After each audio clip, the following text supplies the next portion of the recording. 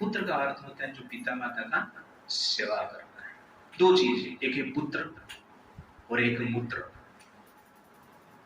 पुत्र और मूत्र दोनों एक रास्ते से निकलते हैं। इसलिए जो पुत्र पिता माता का सेवा नहीं करता है वो कौन है? पुत्र है। वो कौन है? मूत्र है।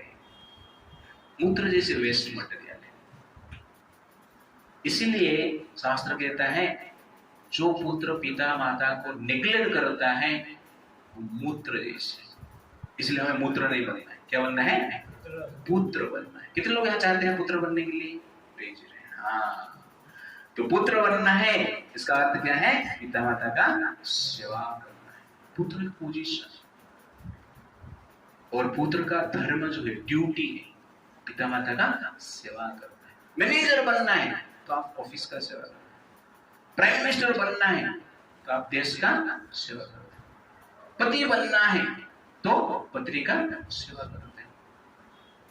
वैसे पुत्र मतलब क्या है? जो पिता माता का सेवा करता है। और पुत्र नहीं हो पाते हैं तो आजकल हम क्या बन जाते हैं? मूत्र बन जाते हैं। और आजकल आप देखेंगे संसार में ब्रह्मचारी आश्रम नहीं, गृहस्थ आश्रम नहीं, वानप्रस्थ आश्रम नहीं, संन्यास आश्रम नहीं, एक ही आश्रम है, वृद्धाश्रम। हम ब्रह्मचर्य आश्रम का जो ज्ञान लिए नहीं, गृहस्थ आश्रम में हम कैसे जिएंगे वो हमें पता नहीं है, वानप्रस्थ आश्रम हम फॉलो नहीं करते हैं, सन्यासी का तो बात ही छोड़ दो। इसलिए वृद्धाश्रम ओपन हो गया है। और आजकल पिता माता को लेकर बेटे बेटी क्या करते हैं? वृद्धाश्रम में छोड़ देते हैं। ये बहुत बड़ा दुर्भाग्य की बात है।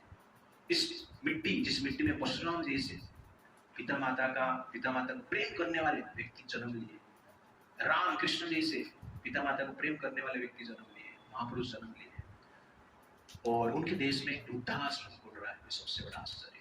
हमारे एक अनिरुद्ध आचार्य करके एक प्रवचक है, अब यूट्यूब में देखे रहेंगे, तो उन्होंने जनरल वृद्धाश्रम खोला है।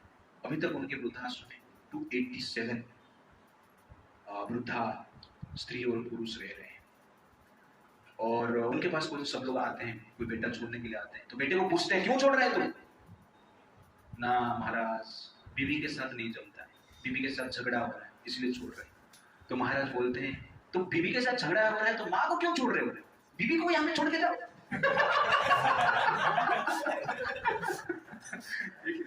तुम बीवी का रेस्पॉन्सिबिलिटी ले सकता है और माँ का नहीं ले सकता है। बाद में वो कहते हैं ठीक है, मैं माँ को कहते हैं मैं आपका बेटा।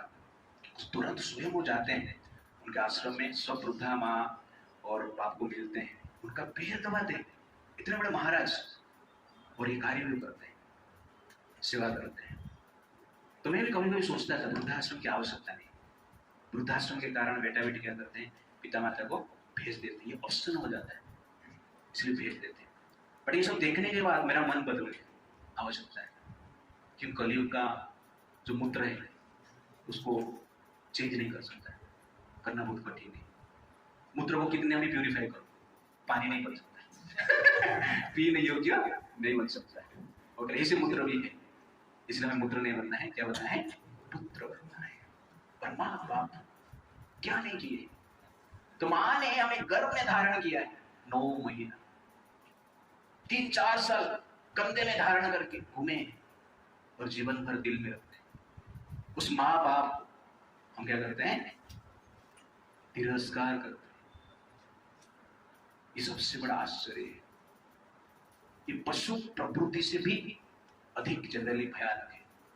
इसलिए विचार हमें करना चाहिए कि माता पिता को कभी तिरस्कार नहीं करना है। सोचिए, पिता माता इस संतान को पालन करने के लिए अपना धन, अपना सुख, अपना नींद वो त्याग देते हैं और संतान को पालन करते हैं। और वो संतान बड़े होकर पिता माता का धन और अंत में पिता माता को भी त्याग देता है। ये सबसे बड़ा आश्चर्य है। इसलिए पिता माता को हमें कभी भूलना नहीं चाहिए। तो इस प्रकार कहा जाता है कि एक माता एक बेटे का, बेटी का जनरली मोर देन 8000 डायपर धोती है। कितना? 8000 डायपर धोते। आजकल तो डायपर हो गया, पहले जनरली बच्चे क्या करते थे? इसे ही टट्टी पास करते थे, तो उसको साफ करना पड़ता है। मूत्र ऐसे ही छोड़ देते, उसको भी साफ करना कठिन कार्य है, लेकिन ये सब हम भूल गए हैं। और माँ घर का हर काम करती है, घर का होमवर्क घर का करती है, और बेटे का भी होमवर्क माँ करती है, ओके। बाद में क्या करते हैं, बेटा माँ को होम से निकाल देते हैं। ये सबसे बड़ा होमवर्क है उसका, ये सबसे बड़ा आश्चर्य है। तो इसीलिए घर का आप देखें, कुकिंग, क्लीनिंग, वॉशिंग माँ करते रहती है, मॉर्निंग टू इवनिंग। हम मेडिटेशन थोड़ा करना चाहिए कि पिता माता ने हमारे लिए क्या किए। सीधा मेडिटेशन, अभी मेडिटेशन करें, अब 1 मिनट मेडिटेशन करें, सब आंख बंद कर दीजिए और थोड़ा पिता माता को ध्यान दीजिए। आप उनका रूप को आप थोड़ा देखिए और विचार कीजिए कि बचपन में आपका सेवा किस प्रकार की, तो उसके ऊपर थोड़ा मेडिटेट कीजिए। जो भी आपको याद आ रहा है, बचपन याद नहीं है तो जो याद आ रहा है उसको आप याद कीजिए। ओके, हरे कृष्ण। याद किया सब लोगों ने? यस, आपने क्या याद किया?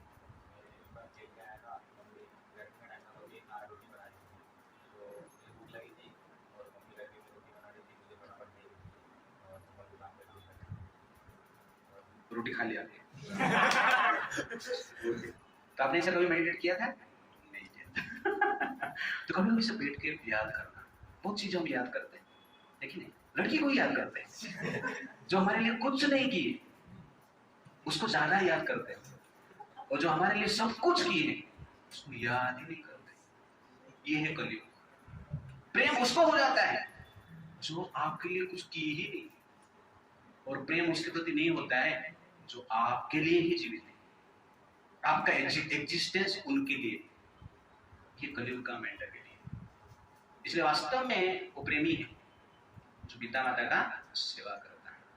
भगवान कृष्ण कहते हैं, जब वसुदेव देवकी को मिलते हैं, भगवान कृष्ण उनके पिता माता को प्रणाम करते और कहते हैं कि हमारा दुर्भाग्य, कृष्ण कहते हैं कि मैं पापी हूं, क्योंकि आप जैसे पिता माता का सेवा हमने नहीं कर पाया।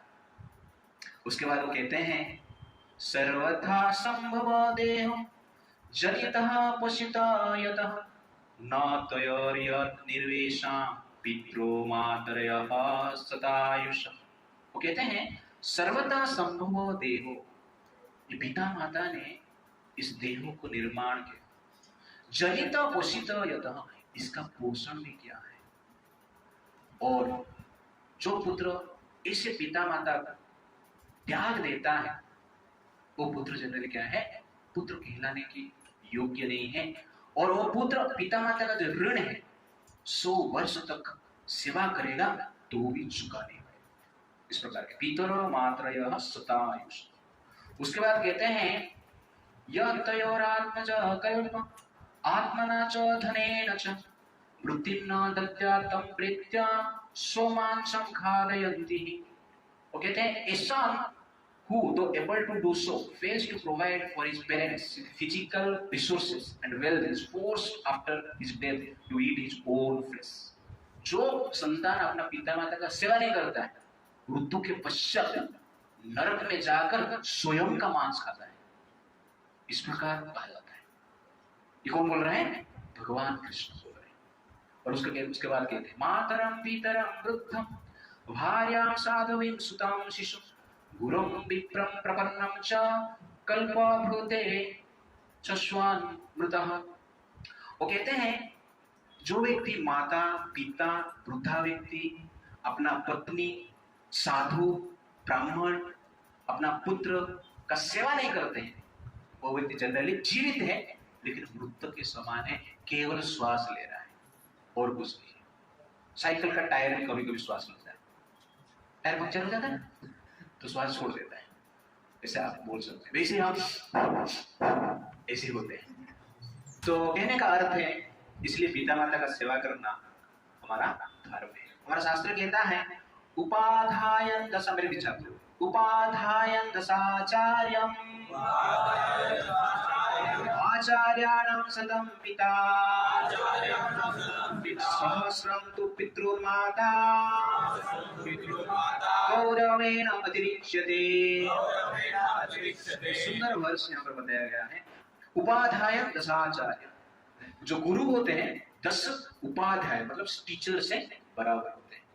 आचार्याणाम शतम पिता, और 100 गुरु के समान एक पिता होते हैं, 100 आचार्य के समान एक पिता होते हैं।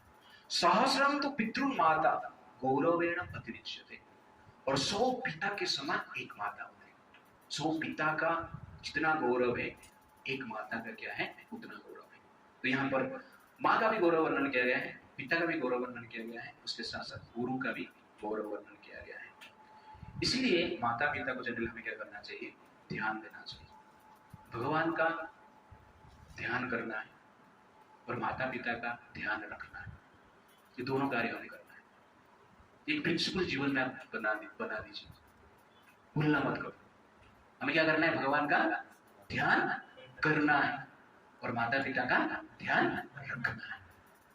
तो ये 2 कार्य हम करते हैं तो भगवान हमारा ध्यान रखते हैं। पुंडलिक का आपने स्टोरी सुना?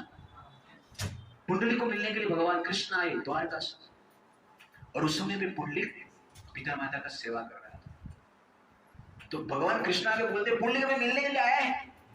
तो पुंडलिक कृष्ण को कहते हैं उधर एक ईंट है, थोड़ा खड़े रहो, पिता माता का सेवा चल रहा है, पहले कंप्लीट कर देता हूं बाद में आता हूं। भगवान खुश हो जाते हैं। पुंडलिक का ये महानता को संसार में स्थापित रखने के लिए भगवान आज तक उधर खड़े। जो आप पंढरपुर में भगवान कृष्ण का मूर्ति देख रहे हैं ना, ऐसे वो कोई निर्माण नहीं किया है, स्वयं कृष्ण मूर्ति के रूप में परिवर्तित होकर ऐसे खड़े हैं, आज तक खड़े। इसलिए पिता माता का सेवा किया। इसलिए परम पिता को हम प्राप्त नहीं कर सकते हैं पिता माता को रिजेक्ट करके। हमें परम पिता का भी सेवा करना है और उसके साथ साथ जो पिता माता है, जो कि हमें जन्म दिया है, शरीर दिया है, पोषण किया है, उनका भी सेवा करना अत्यंत आवश्यकता है। इसलिए पितृदेव भव मातृदेव भव, इस प्रकार कहा जाता है। हमारा शास्त्र कहता है पिता माता स्वर्ग है, पिता माता धर्म है, पिता माता यज्ञ है। हर तीर्थ का फल पिता माता का सेवा से प्राप्त हो जाता है। तो इस प्रकार जनरली पिता माता का गुणगान किया गया है। इसलिए हमें जनरली पिता माता को कभी भूलना नहीं चाहिए। That is the point. तो मनुस्मृति इस प्रकार कहता है कि आचार्यस्य पिता च एव माता भ्राता च पूर्वजः न इतरेण अवमान्यतोयाः ब्राह्मणेन विशेषतः। इस प्रकार कहा गया है, the acharya, the father, the mother and the elder brother should not be treated with disrespect, especially by a brahmana, even though he be distressed. Very very important. कोई व्यक्ति मान लो आप डिस्ट्रेस है, दुखी है, आप पीड़ा में है, आपका फाइनेंशियल प्रॉब्लम है, आपका हेल्थ प्रॉब्लम है, आपका फैमिली प्रॉब्लम है, आपका ऑफिस में प्रॉब्लम है, फिर भी बुद्धिमान व्यक्ति अपना माता पिता भाई को डिसरिस्पेक्ट नहीं करता है। दैट इज एक्चुअली क्या है शास्त्र का वर्णन कि पिता माता का कैसे हमें सेवा करना है। That is the point. तो इस प्रकार कहा जाता है आचार्य ब्राह्मण मूर्ति पिता मूर्ति प्रजापते माता पृथिव्या मूर्ति मूर्तिषु भ्राता स्व मूर्ति आत्मनः। तो सुंदर भाव में कहा गया है आचार्य ब्राह्मण मूर्ति, गुरु है ब्राह्मण के समान है और ब्रह्म के समान है। पिता मूर्ति प्रजापति है, जो पिता है प्रजापति के समान है, ब्रह्मा जी के समान है, इस प्रकार बोल सकते हैं। माता पृथिव्या मूर्तिषु, जो माता है धरती के समान है, और भ्राता स्व मूर्ति न आत्मना, जो भाई है स्वयं जैसे है, अपना मूर्ति, जिस भाई हमसे अलग नहीं है। तो इस प्रकार हमारा शास्त्र कहता है यह माता पिता रहो क्लेशम सहते संभवे नृण न तस्य स्तुति शक्य कर्तुम वश्य सतार। वो कहता है मनुष्य इस प्रकार कहता है कि trouble that parents undergo in the birth of children for that there can be no compensation even in 100 years। पिता माता जो कष्ट के थ्रू जाते हैं संतान को जन्म देने के लिए 100 ईयर सेवा भी करेंगे तो ऋण चुकता नहीं। ये जनरली शास्त्र का वर्णन है और गुणगान किया गया है। इसलिए हमें जनरली पिता माता को सेवा करना है, और कुछ होता है तो सहन कर देना है। आपको कुछ पसंद नहीं है तो हमें क्या करना है? सहन करना है। इस प्रकार कहा जाता है सूर्य और बाप के गर्मी को सहन करना सीखो, क्योंकि ये दोनों जब डूबते हैं चारों ओर अंधेरा हो जाता है। ठीक है? सूर्य और बाप का गर्मी को सहन करना सीखो, क्योंकि ये दोनों जब डूबते हैं चारों ओर अंधेरा हो जाता है। इसलिए हमें जनरली पिता माता के ऊपर ध्यान देना चाहिए। और ये परशुराम जी समझते हैं, परशुराम जी का निष्ठा हमेशा नहीं करते हैं। तो मुझे परशुराम जी का ही जो सेवा है जबरदस्त था, वही सेवा अच्छा लगता है। वो सेवा एक बार हम कर लेंगे तो बाकी सेवा की जरूरत नहीं। ये ऐसा सेवा कर सकते हैं आप, आपके पिता के पास इतना कैपेसिटी है, ठीक है ना? मृत्यु से भी बचा सकते हैं, इसीलिए वो फॉलो किया। भरत जी ने फॉलो नहीं किया। राम जी ने पिताजी की आज्ञा को मानकर कहां पर गए? वनवास गए। लेकिन भरत ने माता का आज्ञा माना नहीं। तो कहने का अर्थ है काम काम पर कभी कभी आज्ञा को आप तिरस्कार कर सकते हैं जो आवश्यक है, नहीं तो हमें तिरस्कार नहीं करना चाहिए। और अनेक स्थान पर हमें क्या करना चाहिए? सहन करना चाहिए। तो सेवा और सहन ये दोनों एक साथ चलना चाहिए।